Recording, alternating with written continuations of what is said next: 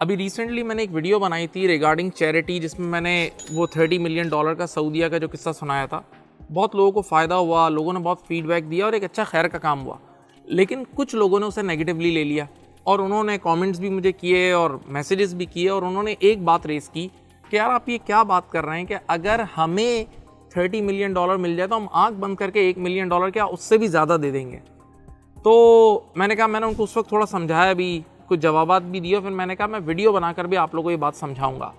देखें, पहला जवाब तो ये है कि दुनिया में इंसान सेम नहीं है। हाँ, कुछ लोग डिफरेंट भी होते हैं, ऐसा हो सकता है। लेकिन दूसरा जवाब उनके अपने सवाल में ही है। वो क्या कह रहे हैं, अगर हमें $30 मिलियन मिल जाते, ये जो अगर है ना, यही असल फसाद की जड़ है, क्योंकि अभी आपको मिले नहीं है। अब इसको समझाने के लिए मैं कुछ किस्से सुनाता हूँ आपको, असली किस्से। पहला, मेरा एक दोस्त है, उसका पूरी फैमिली जो है ना वो यूएस शिफ्ट हो चुकी है, नहीं वो लोग को सिटीजनशिप वगैरह सब मिल गई, लेकिन ये अकेला रह गया पाकिस्तानी पासपोर्ट होल्डर, और ये वहाँ विजिट के लिए अप्लाई करता है। तो नॉर्मल यूएस वालों का असूल होता है कि अगर फैमिली का आखिरी बंदा रह जाए ना तो वो फिर उसको विजिट वीज़ा भी नहीं देते, क्योंकि उनको पता है कि अब ये जाएगा तो ये वहाँ जाके शिफ्ट हो जाएगा, ये बस वहाँ जाके शिफ्ट हो जाएगा, तो वो उसको हमेशा रिजेक्ट कर देते हैं। तो 3 या 4 बार उसका रिजेक्ट हुआ ना, तो आखिरी बार उसने वो वीज़ा ऑफिसर से इसने बोला, जब उसने रिजेक्ट किया ना, इसने बोला यार आप क्यों रिजेक्ट कर रहे हो?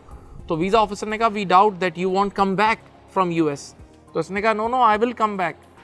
तो आगे से वीज़ा ऑफिसर ने क्या खूब बात कही, उसने कहा, तुम ये बात इसलिए कह रहे हो because you have never visited United states, तुमने कभी यूएस विजिट ही नहीं किया। और बिल्कुल सही कहा, क्योंकि बंदा जब एक बार यहाँ आता है ना तो वो एकदम गुम हो जाता है।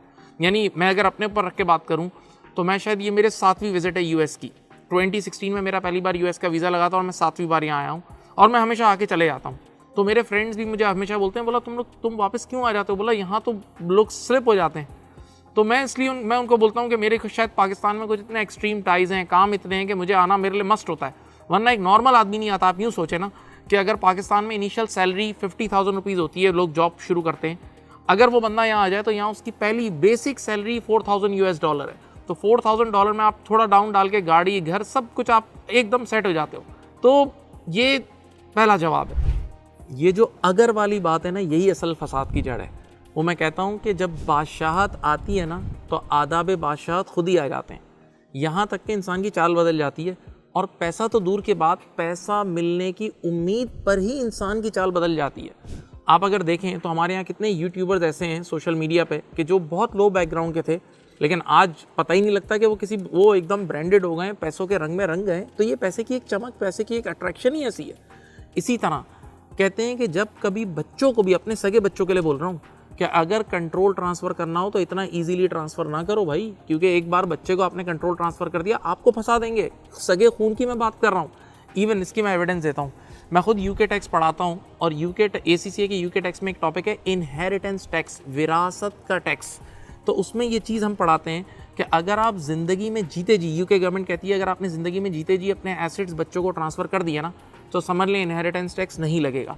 लेकिन अगर आपने जीते जी ट्रांसफ़र नहीं किया, बल्कि अपनी दौलत पे सांप बन के बैठे, और आपके मरने के बाद आपके एसेट्स अगर बच्चों के नाम पे ट्रांसफ़र हो रहे हैं ना, तो ऐसी सूरत हाल में करीब 40% टैक्स है।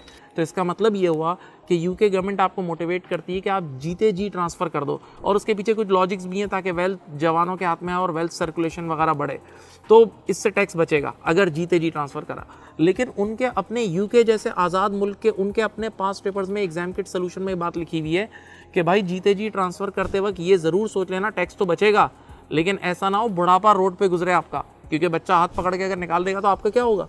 तो ये उन पास पेपर्स में ये बात लिखी हुई है। बल्कि मैं एक और बात कहता हूँ कि पैसा इतनी ख़तरनाक चीज़ है, ओवर पैसा, कि इंसान का दिमाग ख़राब कर देता है। मैं ऐसे कितने सेठों को जानता हूँ कि शायद मैं उनके यहाँ बैठ भी नहीं सकता हूँ, यानी वो खिसक चुके हैं, अजीब व गरीब बातें करते रहते हैं, यानी लंबी लंबी छोड़ते रहेंगे, बड़ी बड़ी बातें नहीं, आप उनको बर्दाश्त ही नहीं कर सकते। और आखिरी और सबसे अहम बात, ये जो $30 मिलियन वाली बात थी ना, कि यार अगर हमारे पास $30 मिलियन आ जाए, ज़्यादा पैसा आ जाएगा तो हम दे सकते हैं। ये ज़्यादा पैसा इतना ख़तरनाक चीज़ है ना, इंसान ये सोचता है कि मैं ज़्यादा पैसे से सेटिस्फाई हो जाऊँगा, जबकि हकीकत में ज़्यादा पैसा वाला ज़्यादा भूखा होता है। ये मैंने देखा है। यानी आप कभी पैसों वालों के साथ हिसाब किताब तो करो, एक एक चाय का भी हिसाब लेते हैं, तो वो इंसान ज़्यादा हवसी और ज़्यादा हंगरी हो जाता है। यानी ये वैसा ही है ना, वो लोग कहते हैं ना कि यार फ़लाँ लड़की मेरी ज़िंदगी में आ गई तो बस मेरा काम ये बस ये आखिरी है। मैं बोलता हूँ नहीं, ये तुम्हें और ज़्यादा भूखा करके जाएगी, और ज़्यादा तुम्हें हवसी करके जाएगी और बिगाड़ के जाएगी। तो उम्मीद है आप बात समझ गए होंगे। अपना बहुत ख्याल रखिएगा। अल्लाह हाफ़िज़। Thank you.